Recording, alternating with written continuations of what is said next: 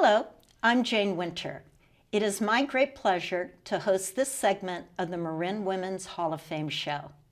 Since 1987, the Hall of Fame has inducted over 140 Marin women of distinction, women who have made immense contributions to the County of Marin and its residents, as well as to the world beyond. Honorees have distinguished themselves in many fields: education, science, business, philanthropy, the arts, politics, law, philosophy, and religion. Each honoree has been a force for positive change in our community, and it is a great privilege to acknowledge and document their contributions. Today, it is my pleasure to introduce Linda Tavaszi, who is being honored in 2017 for her pioneering work in healthcare. And welcome, Linda. Thank you so much, Jane. Pleasure to be here. Well, I'm just delighted to be interviewing you, and let's just jump right in. I know you spent a lot of your formative years in Brooklyn, and I wonder if you could just maybe tell us a little bit about your upbringing and who were some of the real early influences in your life? Surely. Actually, I was born in Brooklyn, moved to Miami, Florida for a time, then to Prattville, Alabama, and then back to the Bronx for my adolescence. And it was there, actually, that I began to meet teachers. I think specifically of a geography teacher, which undoubtedly infused my interest in travel. And various things happened. It was the Bronx in the 50s, and there were many opportunities to get to know good, famous, about to be famous people and things that were going on. Who were some of the about to be famous people that you met at that time? Elvis Presley. All right. And Yes. then you followed him around the country Well, for a while, I didn't wanted you? to, but I discovered that my parents would prefer I went to high school and got into a career that was different than following around Elvis Presley. So I didn't actually follow him around, but I would have liked to. Good, good. So now you have a Master's of Social Work from Fordham University, and then once you moved to California, you received a Master's in Health Administration from the University of Southern California, and then a PhD in Healthcare Administration from Walden University. And, I wonder, Linda, what inspired you to pursue graduate degrees, and really, what impact has that had on your life? My initial college experience was at a small college adjacent to the military academy at West Point. It became quickly obvious that many of the women that attended my college's goal was to mix and mingle at West Point. And it just wasn't who I was. I came from the Bronx. I was interested in helping people. I just had a whole different path in mind for myself. I think one of the best decisions I ever made in my life was to major in Spanish. I loved the music, the people, the culture, everything was Spanish. And I had the good fortune of having diverse teachers, Cuban, Puerto Rican, Mexican, from different countries. And that gave me a whole taste of cultural diversity, because even though everybody spoke Spanish, it was different, and it was integrated into the music, the culture, the literature. Sure. Never having any idea at that point in time that I would be so engaged in various Latino communities. First as a social worker with the Puerto Rican community in New York, then moving out here, and a large Mexican community, as well as other South American and Central American countries. And it just all was the baseline for my interest and where I was led to work and to help. Where did the interest come in healthcare? While I was at Fordham getting my social work degree, you had to do 2 semesters of the 2-year master's in a field placement. My first field placement was in a foster care in the New York City area, where foster children had many problems. Most of them had been taken by the courts, because their parents were either incarcerated or in some other very difficult situation. So that was my first sort of foray. My second field placement was at the Veterans Hospital in Wilkes-Barre, Pennsylvania. And this just started my life plan of being in hospitals. There's something about a hospital that's so dynamic, intense movement every minute of every day. And I just was bitten by the hospital bug. Met my my husband, and we came out here. And I looked specifically for a hospital job and got one. And one thing led to another. I was in charge of the social work department at Santa Clara Valley Medical Center after a brief time. It was a large county hospital with a Stanford affiliation. I learned a lot. I met a lot of fascinating, well-known people in all kinds of specialties, both medical specialties and subspecialties. And just the beat went on. I just continued to love every minute of hospital life.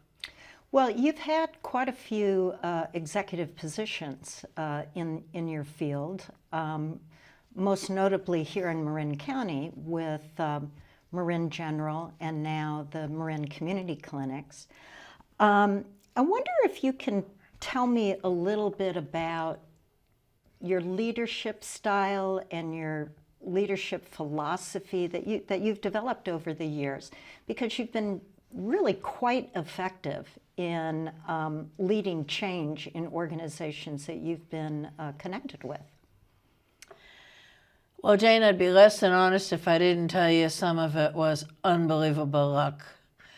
You know, my days in the Bronx were never set up to end up where I am, as I said during the Hall of Fame thing. How did it happen? I'll give you the short story. So when I got a social work job at Santa Clara Valley Medical Center, I was 28 years old. I'd never done management. I just did social work with patients and clients.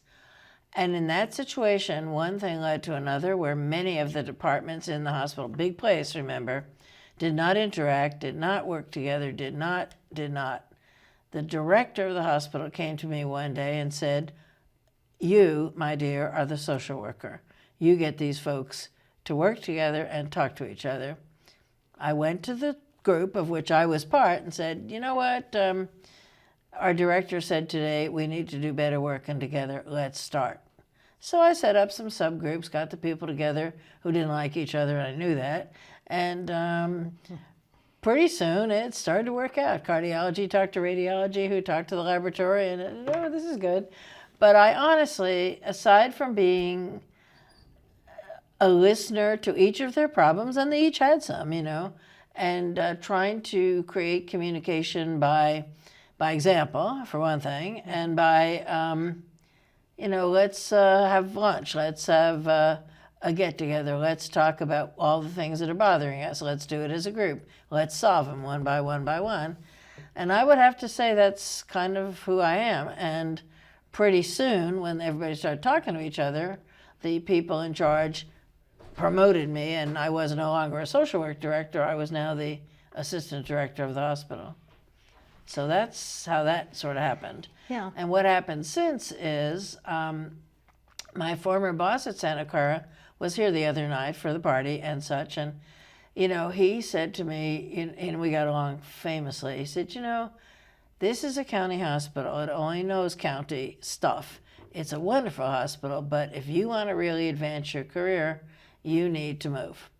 And so, I don't know, shortly thereafter, I got this great flyer from a recruiter having to do with Marin General. That's how I got here. And also my boss at Marin General, Hank Berman, was a darling, and he would let me have enough leash that I could develop my insane ideas. And some of them were insane, I admit it. Like, how can we make a cancer center out of an existing building? Well, I said, we take off half of it and we rebuild it into a cancer center. He said, "You sure?" Mm-hmm. And I, you know, but it happened. It's standing there today serving the public. And I don't know where I get some of my ideas, Yeah. but they just come along. Some don't work, don't misunderstand me, and some but the ones that work have had a tremendous impact on me and on this county. It seems like part of your leadership style is that you have this wonderful combination of being able to be a visionary, but also you're very pragmatic, it sounds. Yes, I think so. I'm never sure what I am because some of it just happens. I mean, I told the story the other night.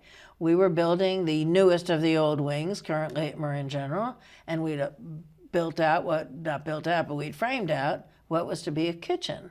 Mm-hmm. I kept being bothered by that when we were stuffed in an emergency department, So one night it just hit me, and I said, Frankie, to my husband, listen to this. He, of course, is a builder, and said, oh my God, here she goes.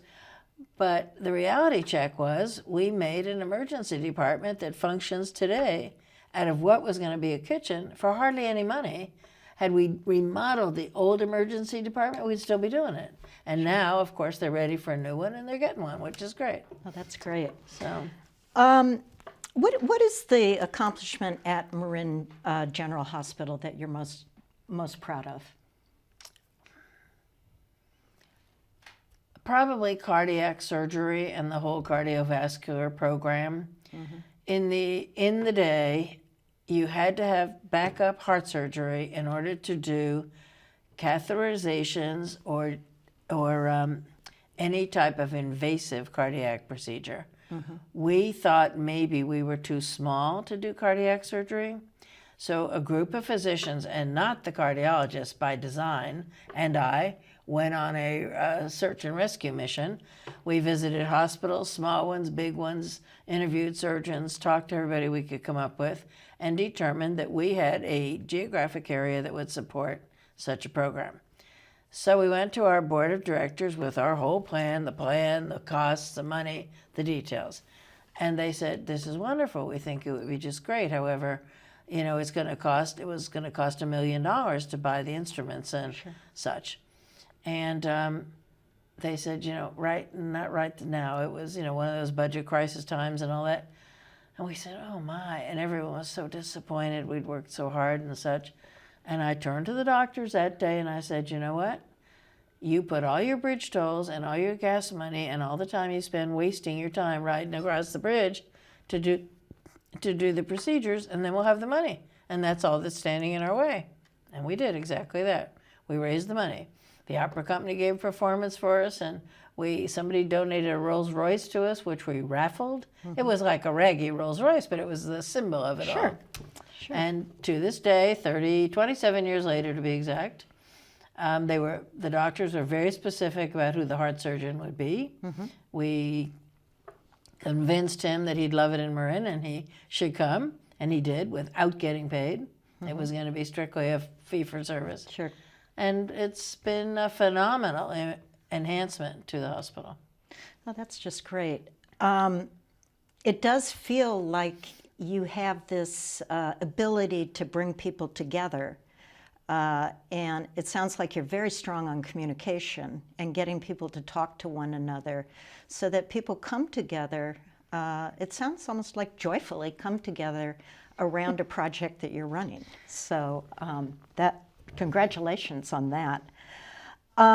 I know that you have really had a lifelong commitment to participating in community affairs, advocating for the underserved. And, you've taken some volunteer leadership positions, such as president of the Health Council of Marin, and you also were the president of the local chapter of the American Heart Association. What role does community service play in your life, and why has that been important for you to pursue? I think it has to do with what you said initially. I have a tremendous commitment to the underserved. I had been at Marin General. I was the CEO at Kentfield Specialty Hospital, back to Marin General when I was recruited back, and eventually thought time for me to retire. Let's. So we tried that. I tried that. I funked retirement badly. At the same time as Marin Community Clinics was having a serious problem in many ways. They were housed in 2 trailers. It was a difficult situation, but mostly we were pretty much out of money. And that was very scary because we had a lot of patients to serve. Sure. So I was asked by the board, some of whom knew me, and some didn't, to come back and do some consulting, which I did for a few months, and got into the groove and decided, when they offered me the chance to stay and to be the official CEO, it was just wonderful. And in 6 years, we've gone from 14,000 patients to 32,000. We now have 9 sites, 3 of which are in high schools. We have 22 dental chairs, and we operate virtually 7 days a week. That's just absolutely marvelous. It's shocking to me, Jane, to be honest. I am never quite sure exactly how we got there, except for my phenomenal staff, clinical, non-clinical. Everybody pulls together. Marin Community Clinics is an example of what success can be if the people are with the program. They care only about the patients. And I don't know what else I can say. My community commitment has gone across a lot of lines, but it's very strong and very real. That's great. What do you think are the greatest challenges that you have to face, and people that are serving low-income residents in Marin with healthcare? What do you think are the biggest challenges to delivering those services? Making the patients feel safe, that they're not going to be reported to immigration, which we work very hard at doing. Making the patients feel respected, appreciated. Our board of directors is half patients, and that's a requirement, but nevertheless, what a difference it makes in how you run the clinics. You have patient direct governance, patient input, and it's really excellent. I think I would say that the patients are always first. We have in our conference room our mission statement. It's a huge piece of art hanging on the wall. That's our mission statement. When I do new employee orientation, I say things like, yeah, we got rules, we have to fill out papers, we have to do this and that, but all you really need to work here is to know that mission.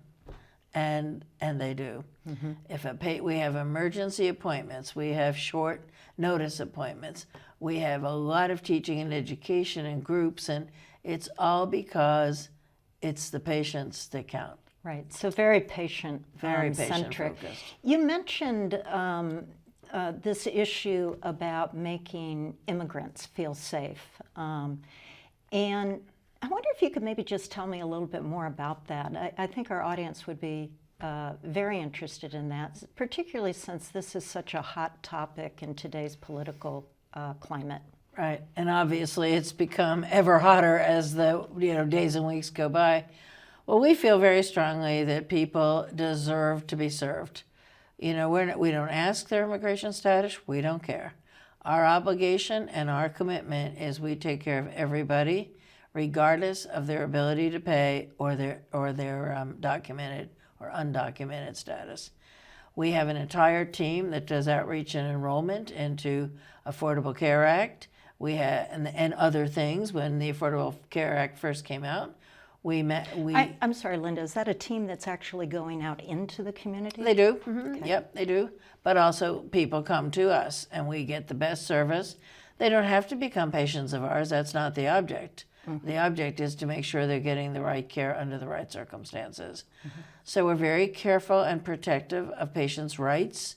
People are not allowed beyond the lobby, and that's also to protect their health information and to protect them from any kind of invasive problem that might come up. So we're very careful with it. And I was delighted to have a woman call me the other day and say, "You told me I could have a tour of the clinic." I said, "Yep, you can have it with me or one of my other staff, but you can't go tour it yourself."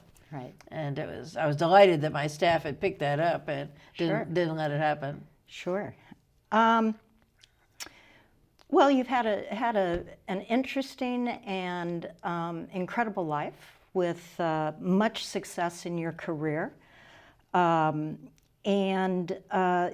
think that the things that you've done in life are really, truly inspiring. And, I hope particularly for young people in our community. I don't know whether you're like a goal person. Do you set goals for yourself, and what kinds of further goals do you have in your life? Well, many times people have said, "What do you plan to do in 5 years?" I've never known. I've never had a clue. It just sort of happens. I see something, an opportunity, a possibility, a dream, and I start playing to it. And as I said, it doesn't always work out, but when it does, it makes me happy and challenges me to do the next thing, whatever that turns out to be. I don't know. I've been very fortunate, and very surprisingly so, to be able to develop philanthropy for the clinics. The clinics are, if we but had beds, we'd be a hospital. We've gone into all kinds of programs, all kinds of education. The dental program, for example, we never had dentistry. Now we have 22 chairs working 7 days a week. So it's always kind of a surprise. Obviously, it's always going, for me, it's always going to have a humanistic component where serving people that need service comes first. And whatever that form that takes, I'll be there, I think. Okay. Do you have any particular advice that you'd like to give to women in our community, particularly young women in our community? I think more than advice, to be honest, I have taken and mentored young women where I see the potential for them to go and grow and be somebody they may not ever believe they can be. But there's something, we talked one night about being a good hiring manager. So, I'm a good assessment person. I don't know, I can tell. I don't know how, I can tell. And so I think young women, like the ones that introduced us at the Hall of Fame, have so much potential, but oftentimes they don't know it themselves. So I look for the opportunities to, in my own shop and outside my shop, to get women motivated to go to school, to get education, to try to feel in their gut what really draws them, because that's all I can say about myself. I've gone where I've been drawn, not pushed, but drawn. Yeah, you've followed your passions. Yeah, exactly. Yeah. And I would definitely put that out as advice. Don't be a doctor if you really want to be a plumber, and don't be a plumber if you really want to be a doctor. Sure. Go with your gut, because it carries you all the way. Sure. I wonder if you could tell me a little bit more about the mentoring that you've done with young women. And I think it's fantastic that you've been able to spot talent and then, help someone believe that they have that level of talent and can become, extremely successful in both career and personal lives. I wonder if you could maybe give me an example of that, or. I can. I have a young woman working at the clinic right now whose father I mentored back in the days of Santa Clara that I told you about. He went on to be a CEO of an organization here in this community. She was looking to follow her passion, and he just sent her over to talk to me. I didn't really know her. And after 20 minutes, I said, oh boy, this is a gem. She had committed to a job in New York, went to New York, hated New York, but loved the job, and it was all about helping immigrants. She came back to me and looked for a job, and we made her the patient navigator So she takes the patients with the biggest problems and helps them work it through. Now she's going back to social work school at Berkeley, and it's just wonderful to watch. Well, Linda, thank you so much for spending this time with us. It's been a real joy to get to know you a little bit more and find out more about your life. And I want to thank all of our viewers for tuning in, and I hope you'll join us again.